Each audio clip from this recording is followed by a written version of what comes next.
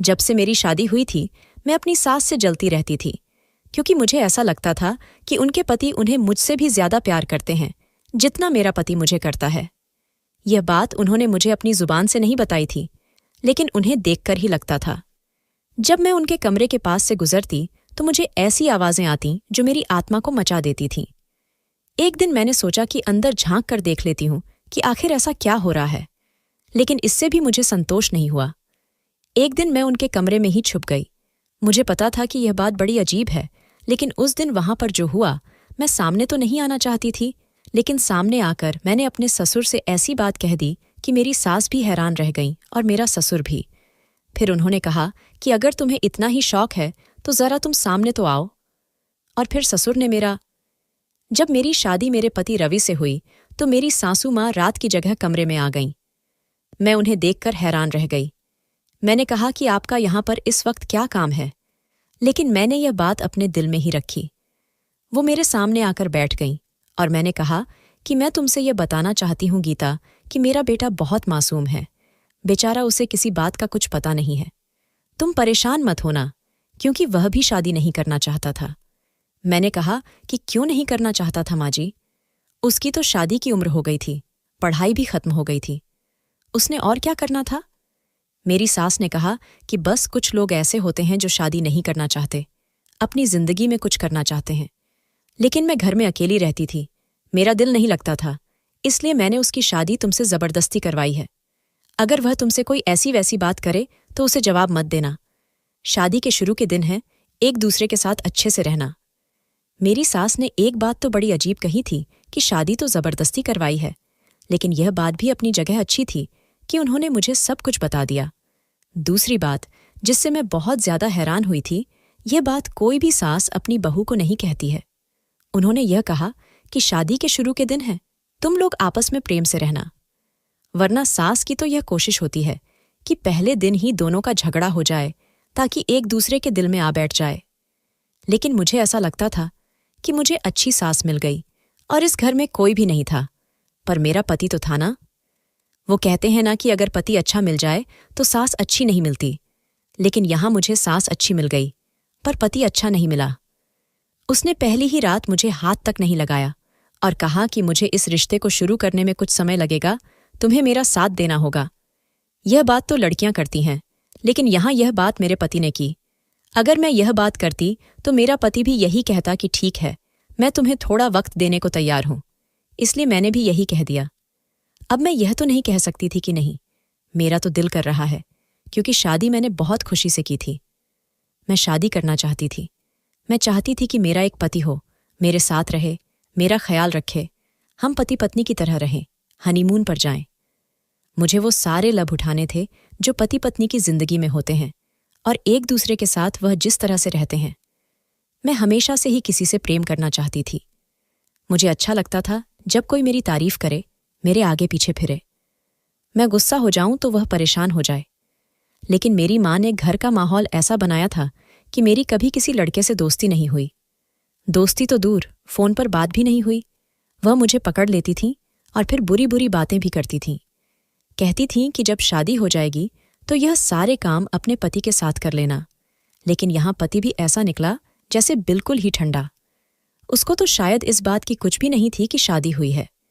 जिंदगी में इतनी खूबसूरत लड़की आई है। मैं अच्छी खासी खूबसूरत लड़की थी, कोई ऐसी वैसी नहीं थी। वह भी देखने में काफी सुंदर था, लेकिन मेरे मुकाबले का नहीं था।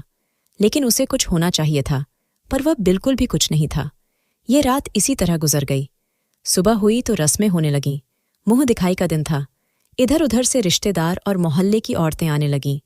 सबने मुझे देखा। मेरी सास मेरा बहुत अच्छे से ख्याल रख रही थी।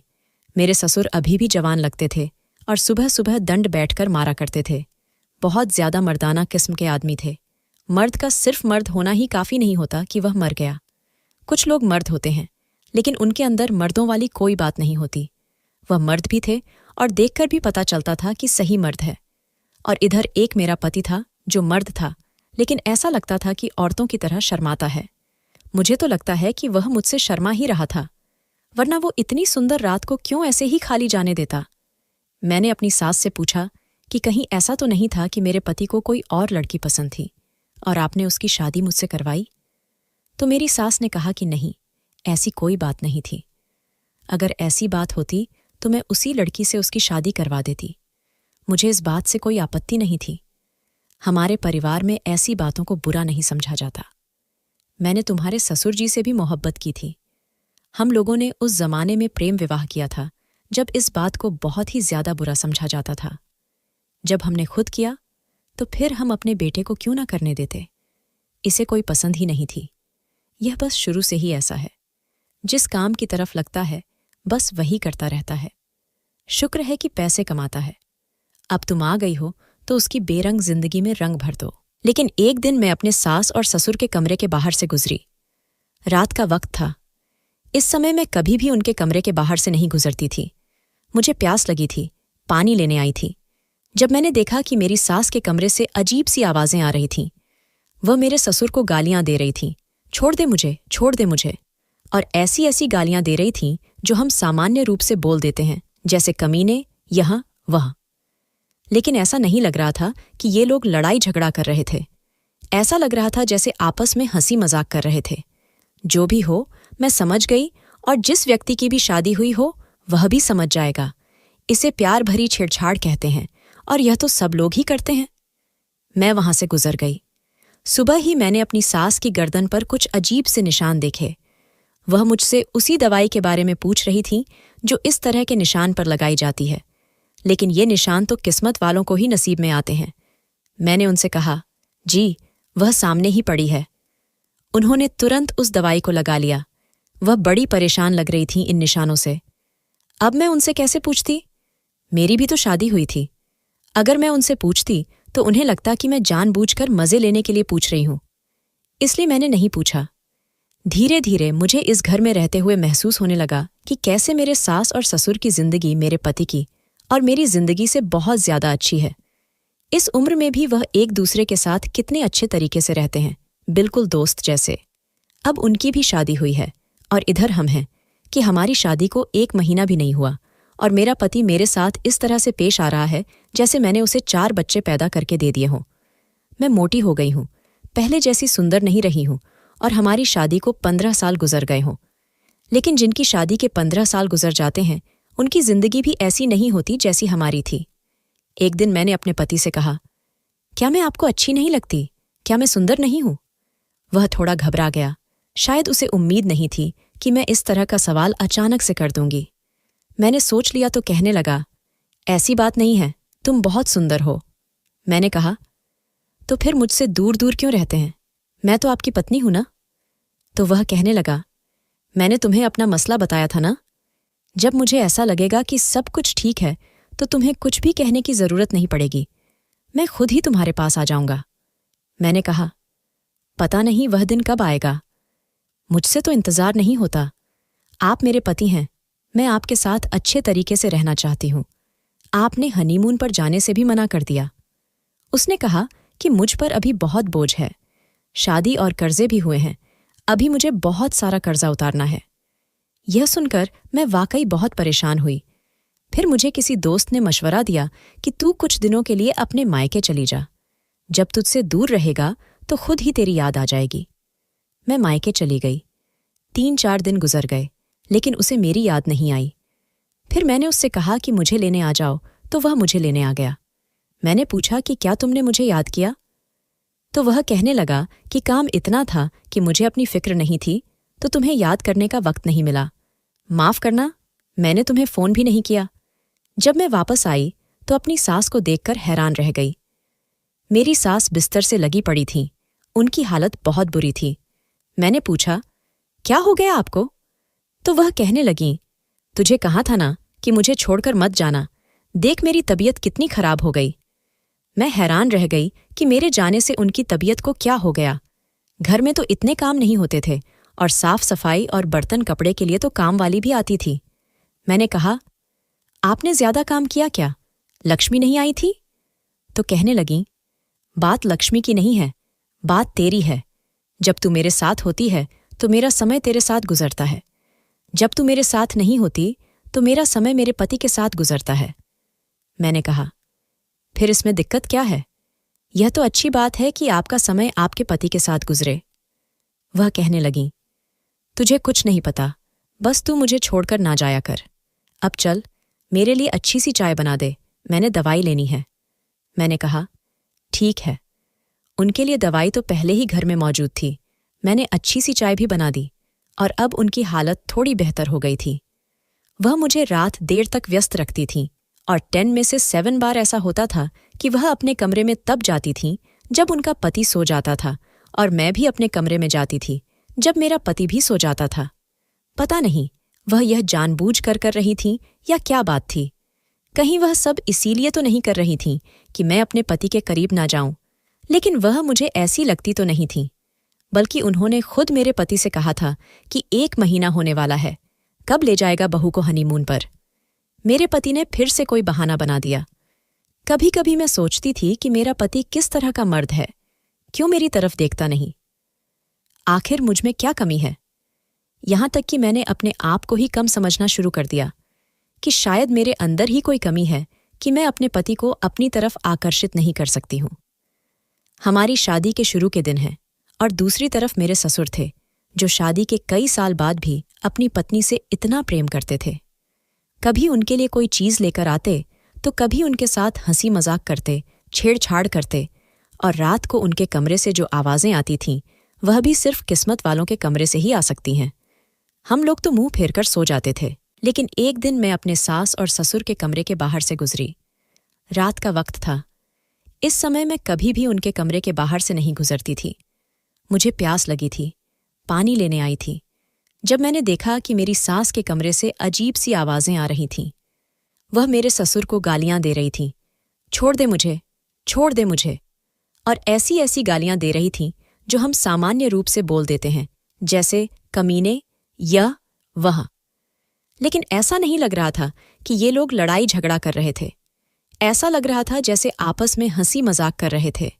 जो भी हो, मैं समझ गई, और जिस व्यक्ति की भी शादी हुई हो वह भी समझ जाएगा। इसे प्यार भरी छेड़छाड़ कहते हैं, और यह तो सब लोग ही करते हैं। मैं वहां से गुजर गई। सुबह ही मैंने अपनी सास की गर्दन पर कुछ अजीब से निशान देखे। वह मुझसे उसी दवाई के बारे में पूछ रही थीं जो इस तरह के निशान पर लगाई जाती है, लेकिन ये निशान तो किस्मत वालों को ही नसीब में आते हैं। मैंने उनसे कहा, जी, वह सामने ही पड़ी है। उन्होंने तुरंत उस दवाई को लगा लिया। वह बड़ी परेशान लग रही थीं इन निशानों से। अब मैं उनसे कैसे पूछती? मेरी भी तो शादी हुई थी। अगर मैं उनसे पूछती तो उन्हें लगता कि मैं जानबूझकर मजे लेने के लिए पूछ रही हूं, इसलिए मैंने नहीं पूछा। धीरे धीरे मुझे इस घर में रहते हुए महसूस होने लगा कि कैसे मेरे सास और ससुर की जिंदगी मेरे पति की और मेरी जिंदगी से बहुत ज्यादा अच्छी है। इस उम्र में भी वह एक दूसरे के साथ कितने अच्छे तरीके से रहते हैं, बिल्कुल दोस्त जैसे। अब उनकी भी शादी हुई है और इधर हम हैं कि हमारी शादी को 1 महीना भी नहीं हुआ और मेरा पति मेरे साथ इस तरह से पेश आ रहा है जैसे मैंने उसे 4 बच्चे पैदा करके दे दिए हों। मैं मोटी हो गई हूं, पहले जैसी सुंदर नहीं रही हूं, और हमारी शादी को 15 साल गुजर गए हों। लेकिन जिनकी शादी के 15 साल गुजर जाते हैं उनकी जिंदगी भी ऐसी नहीं होती जैसी हमारी थी। एक दिन मैंने अपने पति से कहा, क्या मैं आपको अच्छी नहीं लगती? क्या मैं सुंदर नहीं हूं? वह थोड़ा घबरा गया। शायद उसे उम्मीद नहीं थी कि मैं इस तरह का सवाल अचानक से कर दूंगी। मैंने सोच लिया तो कहने लगा, ऐसी बात नहीं है, तुम बहुत सुंदर हो। मैंने कहा, तो फिर मुझसे दूर दूर क्यों रहते हैं? मैं तो आपकी पत्नी हूं ना। तो वह कहने लगा, मैंने तुम्हें अपना मसला बताया था ना। जब मुझे ऐसा लगेगा कि सब कुछ ठीक है तो तुम्हें कुछ भी कहने की जरूरत नहीं पड़ेगी, मैं खुद ही तुम्हारे पास आ जाऊंगा। मैंने कहा, पता नहीं वह दिन कब आएगा, मुझसे तो इंतजार नहीं होता। आप मेरे पति हैं, मैं आपके साथ अच्छे तरीके से रहना चाहती हूं। आपने हनीमून पर जाने से भी मना कर दिया।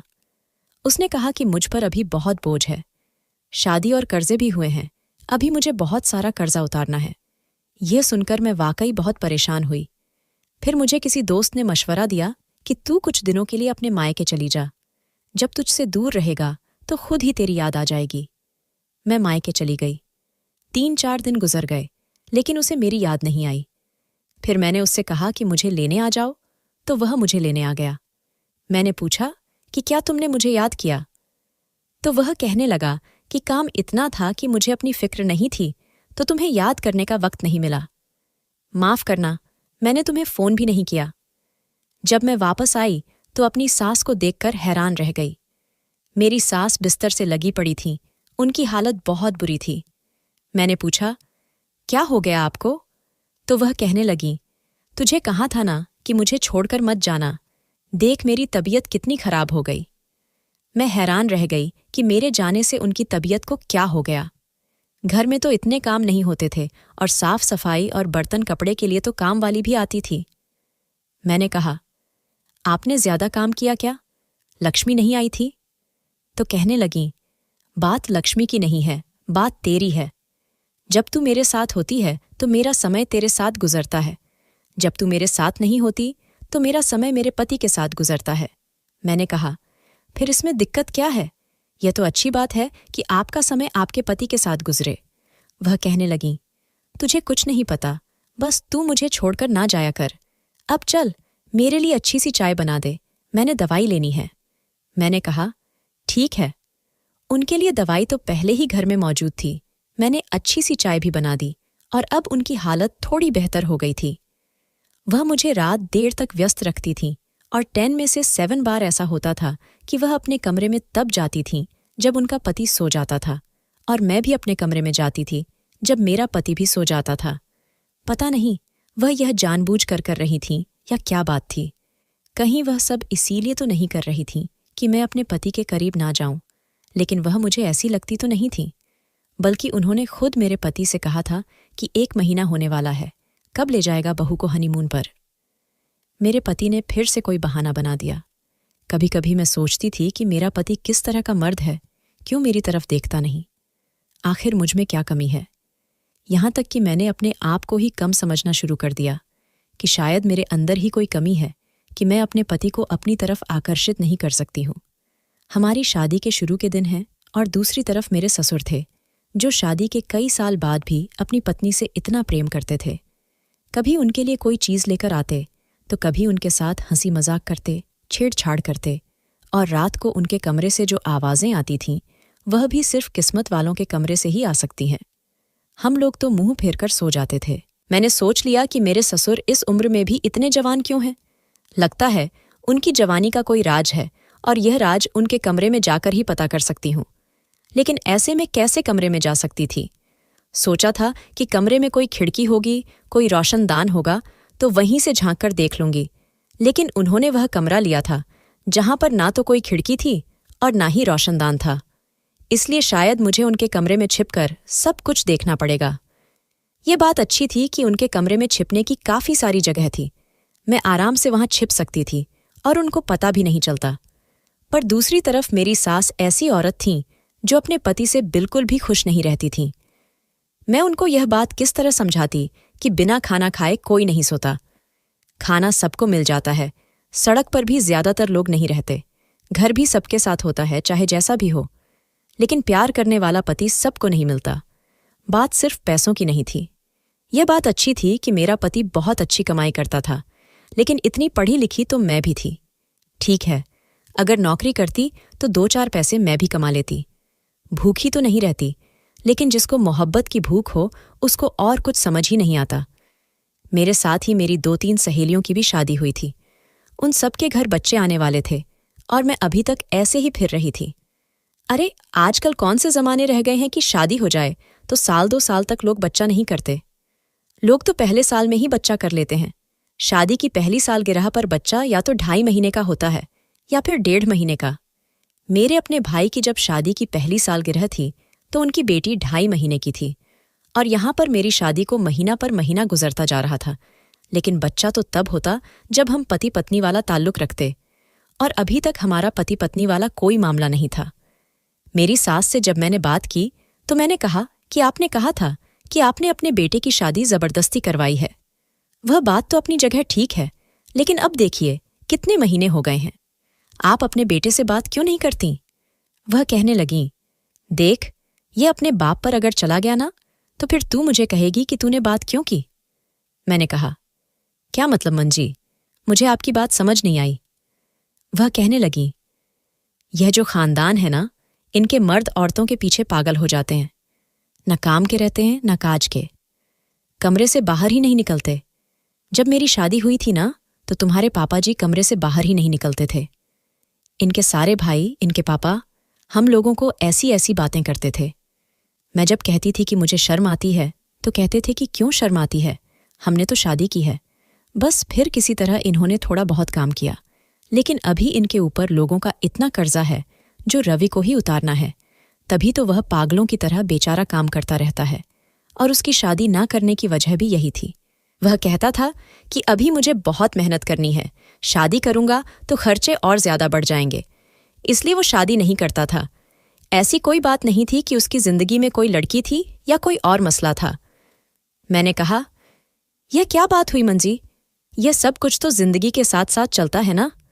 अब आपके ऊपर काम कर रहा था, वो हो जाए तो इसका मतलब यह तो नहीं कि आप शादी ना करें। यहां तक कि जब काम खत्म हो गया, सास ने कहा, यही समझाकर मैंने उसकी शादी तो करवा दी, लेकिन अब बाकी का काम तो तेरा है ना बेटा। अब मैं उसे बार बार यह तो नहीं कह सकती कि अपनी पत्नी को समय दिया कर। पति का पत्नी को समय देना क्या होता है, यह तो तुझे पता है ना। अब मैं उसे बार बार कहूंगी तो मुझे भी शर्म आएगी और उसे भी बुरा लगेगा, इसलिए अब तुझे यह सब कुछ खुद ही संभालना है। लेकिन मैं तुझे बता रही हूं, जब तक वह तुझसे दूर है, तू शुक्र मना। मुझे उनकी बातें समझ नहीं आती थीं। ये वही बात थी कि जिसका पेट भरा होता है उसे रोटी अच्छी नहीं लगती, लेकिन जिसका पेट खाली होता है वह सूखी रोटी खाने के लिए भी तैयार बैठा होता है। इन्होंने तो मुझे बताना नहीं था कि इनके दोनों के बीच क्या चल रहा है, लेकिन मुझे जानना था, और वैसे भी खाली दिमाग शैतान का घर होता है। अब मेरे पास और कुछ करने को भी तो नहीं था, इसलिए सोचा कि यही कर लेती हूं। एक दिन मैंने अपने सारे काम खत्म करके अपनी सास को यह कहकर गई कि मेरे सिर में बहुत दर्द हो रहा है, मैं कमरे में सोने के लिए जा रही हूं। उन्होंने कहा, ठीक है, तू सोने के लिए जा रही है और आज मेरी नींद उड़ जाएगी। मुझे उनकी बातें समझ नहीं आती थीं। मेरे साथ पता नहीं उनकी कौन सी बात जुड़ी हुई थी कि वह मुझे कहती थीं कि तूने ज्यादा से ज्यादा समय मेरे साथ ही बिताना है। खैर, मैं अपने कमरे में आ गई और मेरे पति ने आज घर नहीं आना था। उसने पहले ही कह दिया था कि आज मुझे बहुत काम है, लेकिन मैंने यह बात अपनी सास को नहीं बताई थी। मैं उन्हीं लोगों के कमरे में छुप गई थी। मेरे ससुर पहले ही कमरे में आकर बिस्तर पर बैठ गए और फोन पर कुछ देखने लगे। तकरीबन आधे घंटे के बाद मेरी सास भी सारे काम खत्म करके आ गई, और फिर उसके बाद जो इस कमरे में होना शुरू हुआ वह ऐसा अजीब था कि मुझे बताते हुए भी अजीब लग रहा है। जैसे ही मेरी सास कमरे में आई, मेरे ससुर ने उनके सामने गजरे पहनाकर जो जाकर उनके पैरों में गिर पड़े, कहने लगे, चल, इनको पहन के तैयार हो जा। ये बात सुनकर वह भी हैरान हुई, और मैं भी, क्योंकि यह बात उन्होंने जिस तरह से कही थी वह अंदाज बहुत ही ज्यादा गलत था। वह कहने लगीं, तुम जो कर रहे हो वह मैं अब और नहीं करूंगी। तुमने मुझे कहीं का नहीं छोड़ा, मैं तुम्हारी कोई बात नहीं मानूंगी। वह कहने लगे, बात तो तुझे माननी पड़ेगी, नहीं तो तुझे क्या लगता है कि तुझे इस उम्र में कौन संभालेगा? तेरा बेटा रवि, जो अपनी पत्नी को भी नहीं संभाल पा रहा है, थोड़ा सा काम क्या पड़ गया उसे, तो उसने तो अपनी पत्नी को भी वक्त नहीं दिया। मेरी सास ने कहा, आपको कैसे पता कि उन दोनों के बीच क्या चल रहा है? तो वह कहने लगे, मुझे अच्छी तरह पता है, मैं भी तो इसी घर में रहता हूं। तभी तो वह मुंह लटकाए फिरती रहती है। उसको देखकर लगता ही नहीं कि वह सुहागन है, और अभी तक उनका बच्चा भी तो नहीं हुआ है। अपने बेटे के दम पर मेरे सामने बातें करने की जरूरत नहीं है। वह तुझे क्या संभालेगा, जिसे सिर्फ अपना ऑफिस ही नहीं संभलता है? और तेरी बहू, उसको भी ज्यादा अच्छा समझने की कोशिश न करना। आजकल की लड़कियां अपने पति के घर वालों की इज्जत नहीं करती हैं। हम दोनों ने मिलकर कमाना है, और मुझे नहीं, तेरा ख्याल करना है। मेरी सास ने कहा, तुम इसको ख्याल करना कहते हो? तुम मेरी वीडियो बनाकर भेजते हो। पता नहीं कौन से तुम जैसे बूढ़े हैं जिनको बूढ़ी औरतों की वीडियो अच्छी लगती है, इसलिए तुम मुझे तैयार करते हो, मेरा ख्याल रखते हो, मेरे खाने पीने का ख्याल रखते हो, ताकि मैं अच्छी लग रही हूं। रात भर मेरी वीडियो बनाकर उस वीडियो को भेजते हो। मुंह पर मास्क होता है, लेकिन मुझे तो पता होता है ना कि मैं हूं। कल को अगर ये बात हमारे बेटे को पता चल गई तो वह क्या करेगा? मैं तुम्हारे साथ नहीं रहना चाहती। सारी जिंदगी तुम्हारे साथ गुजार रही, पर यह नहीं पता था कि आखिर में आकर तुम इस तरह हो जाओगे। पहले तो सिर्फ हाथ उठाते थे, अब तो मेरी इज्जत का भी सौदा करने लगे हो। ये बात सुनकर तो मैं हैरान रह गई। मुझे तो लगा था कि यह दोनों आपस में बड़े अच्छे तरीके से रहते हैं, तभी तो ससुर जी रोज उनके लिए गजरे लाते, उनके खाने पीने का ख्याल रखते हैं। लेकिन मुझे क्या पता था कि यहाँ पर यह सब कुछ हो रहा है और वह मेरी सास का ख्याल सिर्फ इसलिए रख रहे थे ताकि उनसे कमाई करवा सकें। हाँ, आजकल ऐसी बहुत सी वेबसाइट्स हैं जहाँ पर बहुत ज्यादा कम उम्र लड़कियों की वीडियो भी होती है, बहुत ज्यादा उम्र की औरतों की वीडियो भी होती है। आजकल सब चलता है। ऐसे ऐसे लोग हैं जिनको अपनी अपनी पसंद की चीजें मिल जाती हैं और वह ऐसी चीजें देखते हैं और वीडियो लेने के लिए पैसे भी देते हैं। आज मेरी सास का मूड शायद पहले से ही खराब था। उन्होंने कह दिया, मैं तुम्हारी बात नहीं मानूंगी, चाहे जो भी कर लो। अपने बेटे को सब कुछ बता दूंगी। शायद वह पहले भी इस तरह की धमकियां देती रहती थीं, इसलिए ससुर उन पर हाथ उठाता था। और मैं जब निशानों को मोहब्बत के निशान समझ रही होती थी, वह मोहब्बत के नहीं, नफरत के निशान होते थे। मेरी सास ने गुस्सा करना शुरू कर दिया और कहने लगी, आज तुम्हारी बात नहीं मानूंगी, चाहे जो भी कर लो। मेरा ससुर आगे बढ़ा और शायद मेरी सास पर हाथ उठाने लगा कि मुझे भी गुस्सा आ गया और मैं सामने आ गई। मैंने कहा, बस करें पापा जी, क्या कर रहे हैं आप? आपको शर्म आनी चाहिए। वह मुझे वहां पर अचानक देखकर हैरान रह गया और मेरी सास भी हैरान रह गई। तभी मेरी सास देर से कमरे में जाती थी, बार बार मुझे अपने पास बैठा लेती थी ताकि मशरूफ नजर आए। मैंने कहा, मैं तो आप दोनों को बड़ा अच्छा समझती थी कि आप दोनों में बहुत प्रेम है, लेकिन आप तो प्रेम के काबिल ही नहीं हैं। अगर आपने मेरी सासू माँ पर हाथ उठाया तो मैं पुलिस को बुला लूंगी। मैंने अपनी सास का हाथ पकड़ा और उन्हें अपने कमरे में लेकर चली गई। मेरे ससुर मेरे कमरे के बाहर आकर खड़े हो गए और धमकियां देने लगे कि तुझे तो मैं अपने बेटे से अलग कर दूंगा, तुम दोनों की तलाक करा दूंगा। मेरी सास रोती रहीं और रोते रोते उन्होंने मुझे बाकी की कहानी भी सुनाई। ऐसी ऐसी बातें बताईं कि मेरी आंखों में भी आंसू आ गए और कहने लगीं कि इसकी जिंदगी में और भी जवान लड़कियां हैं, तभी तो यह खुद जवान रहता है, मुझे इस्तेमाल कर रहा है। मुझे तो बड़ा अफसोस हो रहा था कि कैसे कैसे लोग हैं दुनिया में। सुबह मेरा पति घर आ गया तो मैंने सबसे पहले उसे यह बात बताई। वह भी सुनकर आग का गोला हो गया। उसने मेरी सास से भी कहा कि आपको यह बात मुझे बतानी चाहिए थी। वह कहने लगी, मैं डरती थी। इस उम्र में अगर तेरे बाप ने मुझे छोड़ दिया तो मेरे माथे पर तलाक का दाग लग जाएगा, फिर लोग बातें करेंगे। वह कहने लगा कि ऐसे आदमी से तो मैं खुद तुम्हारी तलाक करवा दूंगा। आपने सारी जिंदगी के साथ पता नहीं कैसे गुजार ली। मेरी सास ने कहा, बेटा तेरे लिए ही गुजार रही हूं। तो मेरे पति की आंखों में आंसू आ गए।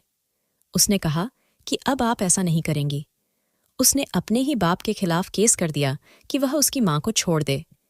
अब वह बार बार माफी मांगता था। उसे घर से भी निकाल दिया। अभी केस चल रहा है। मेरी सास कभी कहती हैं कि बस माफ कर देते हैं, शायद उसका मन बदल गया है, लेकिन मेरे पति का कहना है कि मुझे नहीं लगता ऐसा हुआ होगा। मेरे पति के साथ मामला भी ठीक हो गया है। उसके ऊपर बहुत कर्जा था। जब उसने मुझे बताया कि नहीं पता लोगों को कितने पैसे देने हैं, तो मैं भी हैरान हो गई। मैंने भी उसे तंग करना छोड़ दिया, लेकिन जब मैं उससे दूर जाने लगी तो वह खुद ही मेरे पास आ गया। अब हमारी जिंदगी ठीक हो गई है, लेकिन अब यह समझ नहीं आता कि अपनी सासू माँ को दोबारा से ससुर जी के साथ रहने के लिए छोड़ दिया जाए या नहीं। वह कहते हैं कि अब मैं बदल गया हूँ, भगवान की कसम खाता हूँ। अब पता नहीं क्या मामला है। मेरी सास भी कहती हैं कि जहाँ इतनी जिंदगी गुजर गई वहाँ थोड़ी और गुजर जाएगी, लेकिन इस बुढ़ापे में तलाक नहीं लेना चाहती। अब आप लोग ही बताएं कि हमें क्या फैसला करना चाहिए, क्योंकि हम लोग बहुत परेशान हैं। हम नहीं चाहते कि हमारी माँ फिर से उस आदमी के हाथों इस्तेमाल हो, पर वह कहती है कि अगर वहां से बच गई तो समझो मुझे बातें करके मार डालेगा। आप लोग ही बताएं कि क्या किया जाए। कितनी अजीब बात है, जब इंसान बुरा बन जाता है तो वह उम्र भी नहीं देखता। जिस वेबसाइट पर मेरे ससुर जी मेरी सासू माँ की वीडियो भेजा करते थे, उसके मालिक को भी पकड़ लिया गया है। जो इस तरह की वेबसाइट चला रहा था उसे भी पुलिस के हवाले कर दिया गया और उसने सारा कुछ डिलीट कर दिया है। फिर भी मेरी सासू माँ के लिए सब कुछ भूल जाएगी। अगर उसे फिर से उस आदमी के साथ रहने के लिए छोड़ भी दिया जाए तो उन पर बहुत कड़ी नजर रखनी पड़ेगी। दोस्तों, वीडियो कैसा लगा कमेंट करके जरूर बताएं। वीडियो को लाइक और चैनल को सब्सक्राइब जरूर करें।